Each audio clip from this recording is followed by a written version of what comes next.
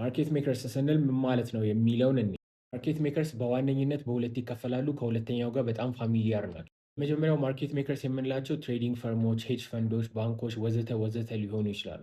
እነዚህ ስራቸው ቀጥታ ኦርደር ቡኩ ላይ በመሳተፍ ኦርደሮችን ፊል እያደረጉ ሊኩዊዲቲ ፕሮቫይድ ማድረግ።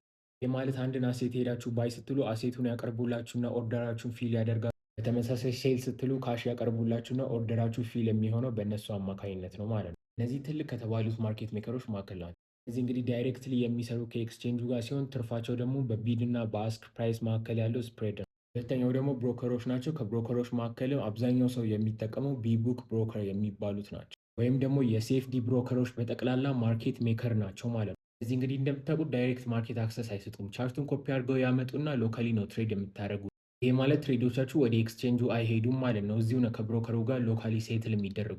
በዚህን ጊዜ እንግዲህ ኮንፍሊክት ኦፍ ኢንተረስት ይኖራል። ምክንያቱም ትሬዶቻችሁ ወደ ኦርደር ቡኩ እየሄዱ አይደሉም። እዚሁ ከብሮከሩ ጋር ሴትል እየተደረጉ ስለሆነ እናንተ ዊን ስታደርጉ ብሮከሩ ነው ሉዝ የሚያደርገው ማለት ነው። በዚህ ምክንያት ሆን ብለው የእናንተን ስቶፕ ፓንት ያደርጋሉ። ያልተፈጠሩ ሙቮችን፣ ያልተፈጠሩ ዊኮችን እየፈጠሩ ስሊፔጆችን እየፈጠሩ እናንተ ሉዝ እንድታደርጉ ያደርጋሉ ማለት ነው። በዚህ ምክንያት እንግዲህ ሴንቴቲክ የሆነ ፕራይስ ወይም ደግሞ ቻርት ክሬት እያደረጉ ስለሆነ ነው ማርኬት ሜከርስ የሚባሉት። ፎሎ ማድረግ እንዳረሱ ሁልጊዜም እንደዚህ አይነት አዲስ ቶፒክ እናወራለን።